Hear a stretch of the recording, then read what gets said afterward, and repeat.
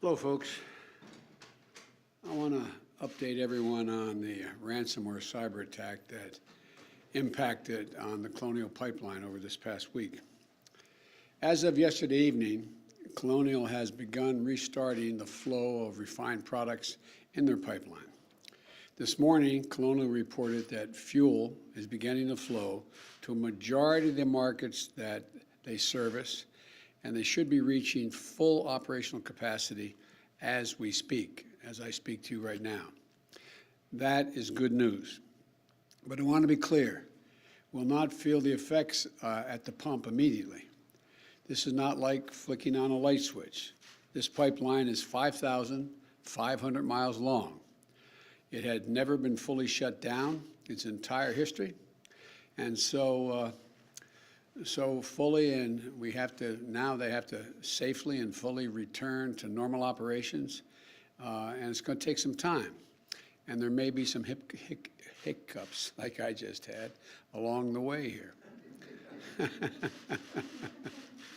Still, we expect to see a region-by-region return to normalcy beginning this weekend and continuing into next week. In the meantime, I want to update you on what our administration is doing to accelerate this process, to mitigate shortages, and to protect you from price gouging, protect the American people from price gouging, all those along the line. First, we relaxed rules for pipeline operators to provide flexibility for emergency personnel to help manually get portions of the pipeline up and running earlier this week. Secondly, over the weekend, we reviewed and worked with the company to get a portion of the pipeline system from North Carolina to Maryland to operate under manual control and deliver its existing inventory.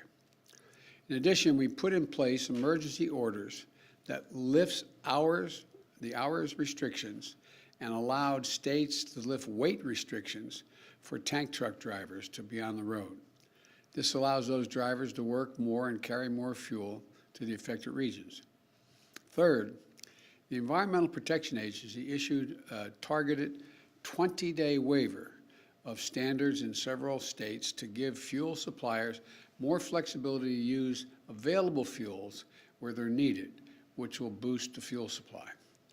And those last two actions have made tens of millions of gallons of additional fuel available each day to be able to be distributed.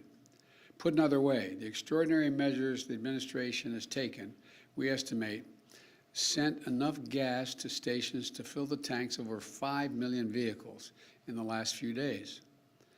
Fourthly, as part of an effort to use every possible means to accelerate fuel deliveries, last night I granted a waiver of the Jones Act to fuel suppliers. This allows non-U.S. flagged vessels to transport refined fuel products from the Gulf of Mexico to affected areas, and we'll grant additional waivers if necessary. These steps are temporary, but they will remain in place until full service is fully restored. This is a whole of government response to get more fuel more quickly to where it's needed and to limit the pain being felt by American customers. Now, here's what drives the driver in the states that are affected. Here's what you can do, the drivers. Don't panic, number one. I know seeing lines at the pumps or gas stations with no gas can be extremely stressful, but this is a temporary situation. Do not get more gas than you need in the next few days. As I said, we expect the situation to begin to improve by the weekend and into early next week, and gasoline supply is coming back online, and panic buying will only slow the process. And I also want to say something to the gas stations. Do not, I repeat, do not try to take advantage of consumers during this time. I'm going to work with governors in the affected states to put a stop to price gouging wherever it arises. And I'm asking our federal agencies to stand ready to provide assistance to state-level efforts to monitor and address any price gouging at the pump. Nobody should be using this situation for financial gain. That's what the hackers are trying to do. That's what they're about, not us. That's not who we are. And as for the people who carried out this attack, The FBI has released details on the attack so others can take steps to prevent from being victimized like Colonial has been.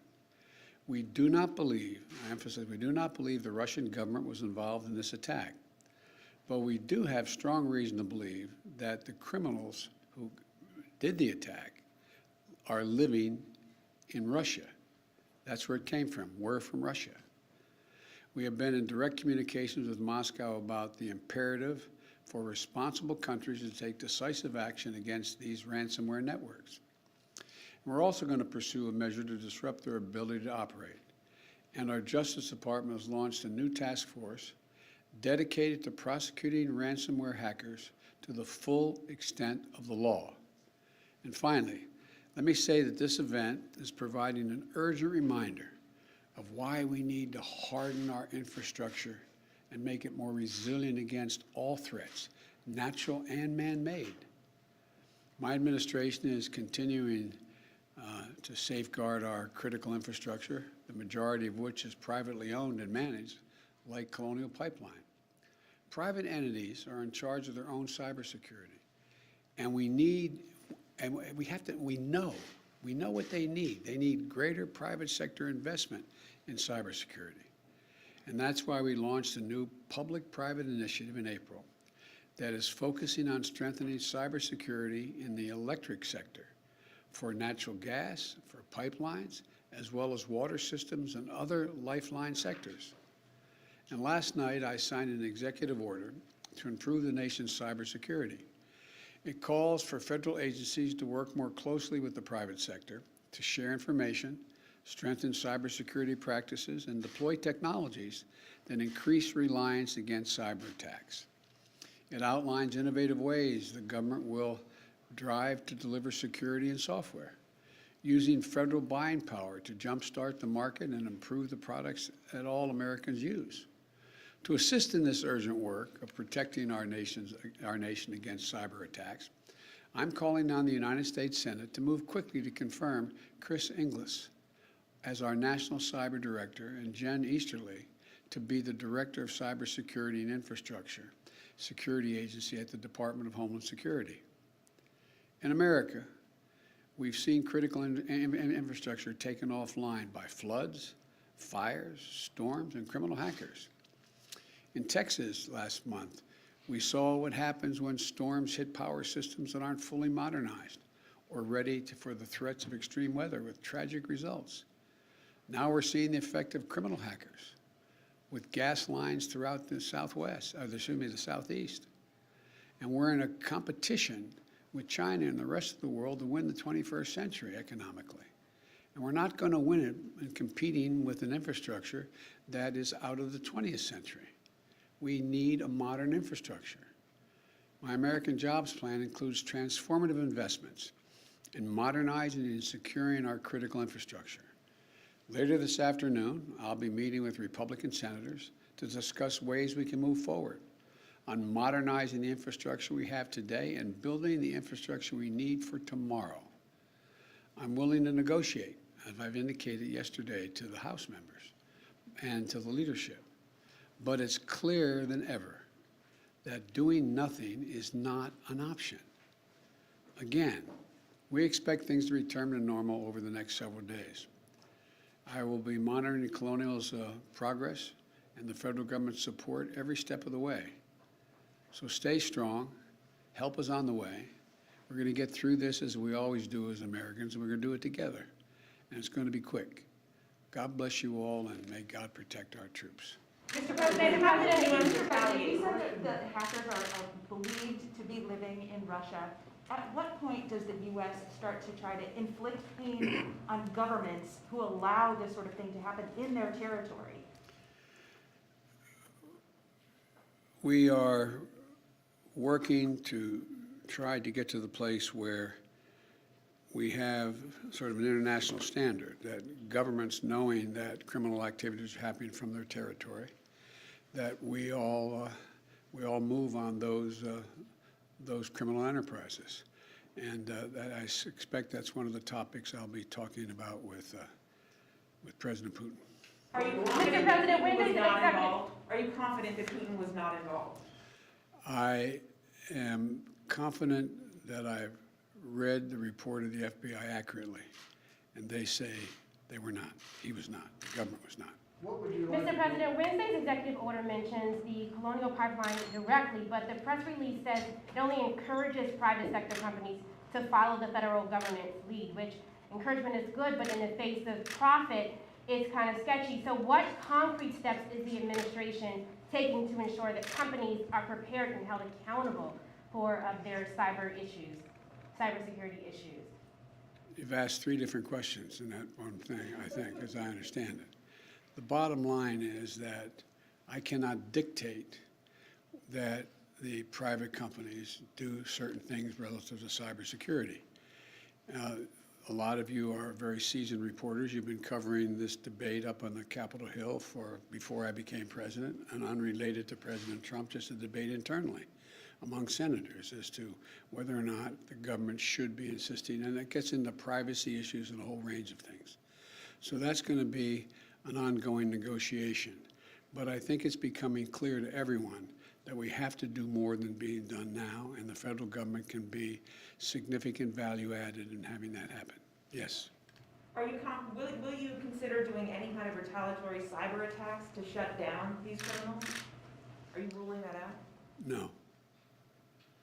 Is Prime Minister Netanyahu doing enough to stop this violence there from escalating? I had a brief conversation with him yesterday, and I have my intelligence community, the Defense Department, as well as the State Department, have been in contact with all of their counterparts not only in Israel, but in the region. And one of the things that I have seen thus far is that there has not been a significant overreaction. The question is how we get to a point where they get to a point where there is a significant reduction in the attacks, particularly the rocket attacks that are indiscriminately fired into population centers. But I expect I'll be having some more discussions. And we haven't just spoken with the Israelis, with the Egyptians, the Saudi, and others. So it's a work in progress right now. So thank you all so very much. Mr. President, would you take one more on the ransom? Were you briefed on the fact that the company did pay the ransom? I have no comment on that. Thank you. Thank you, sir.